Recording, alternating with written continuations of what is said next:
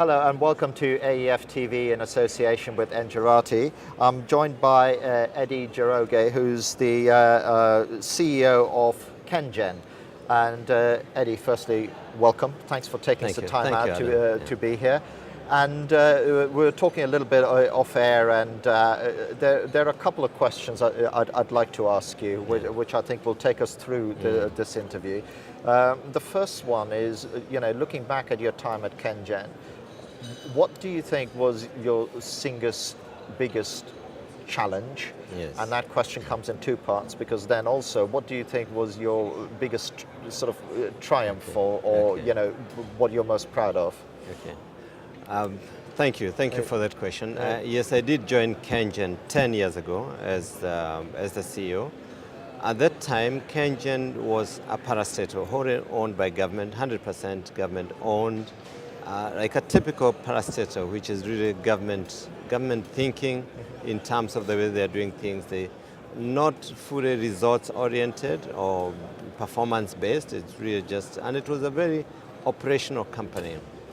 We had power plants, and their job was to really maintain the power plants.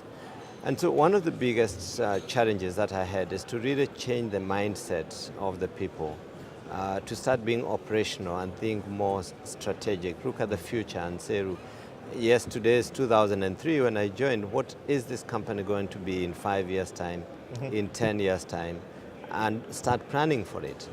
And one of the other things is that, as I said, we were not quite short of plans, but in terms of execution, we were always falling behind in execution. And that's the sort of mindset that I had to change to get people to focus more and more on execution, results-oriented, performance-based, and that was the biggest challenge, to change the people.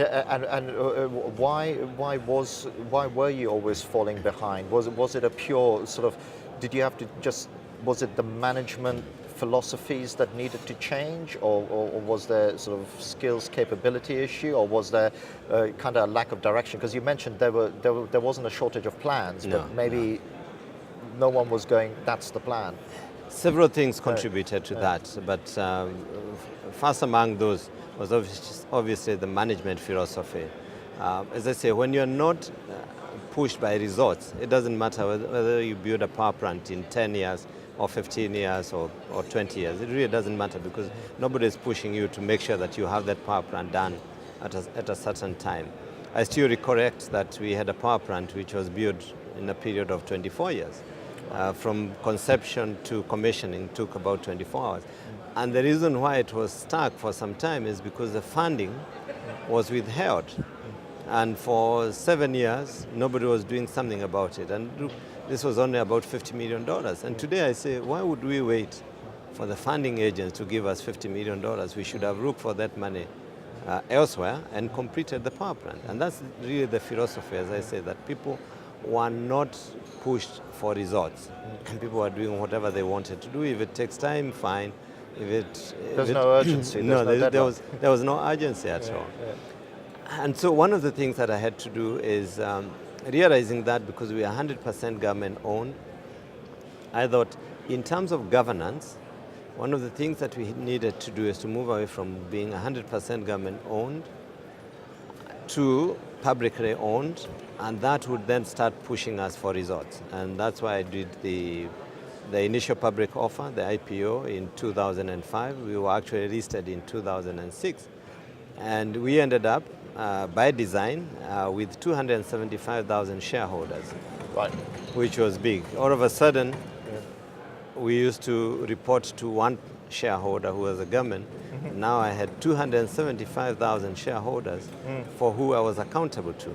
And therefore, I was now being driven to make sure that, yes, we do have profit, because they were all expecting some return.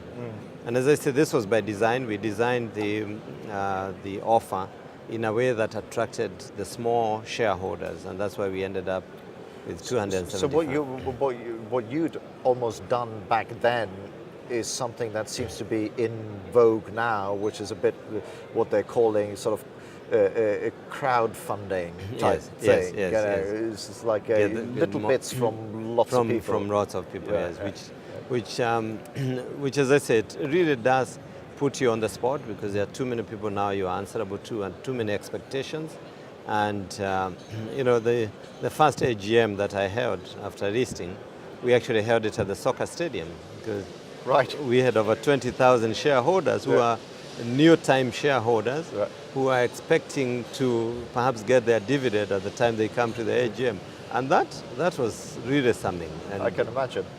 So that's the first time I've heard that. It's just like we need to have the AGM in a soccer stadium. We did 20,000. We had 20,000 people. And was that then a regular occurrence? Were you going back to After the that, soccer they have stadium? come down. We now end up with about 3,000 for the AGM. It's not as big, so we don't have to go to I suppose, what you said earlier, a lot of people were first-time investors, so you just do it, and then you're like, well, what is this all about? So they want to come and come and have a look. That must be a tremendous memory. That was really the highlight. That I still look back and I feel that yes, we did achieve something as a team, and it was awesome for us. Yeah. And so, looking at the company now, do you feel you've got it to the place you wanted to get it to from those early observations where you're saying, well, targets weren't being hit and we weren't doing that. How do you feel about the sort of company you're? Okay, we are not quite there, and you can never be quite to where you want to be.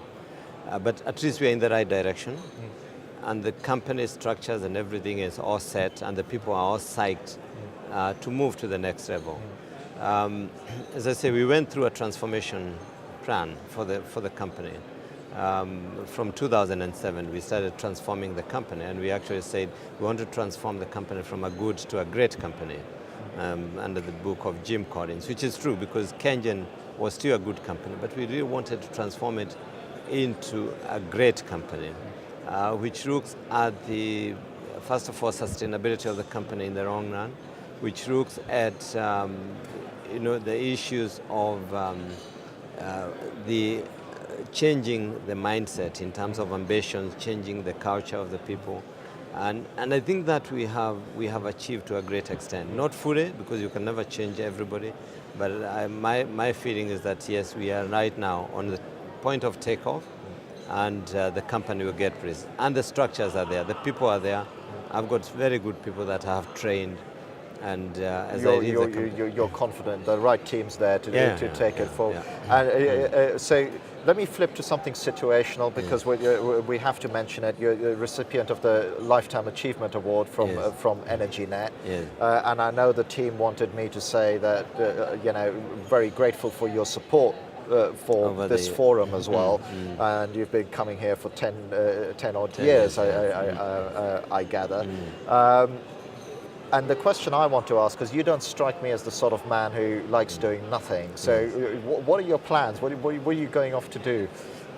Right, as I say, I retire at the end of this month, and for the next 6 months I really want to take it easy, but from January I've got several options I'm looking at, and one of the things that I would want to assure is that I will still remain in the energy sector because I feel it is a major challenge for me.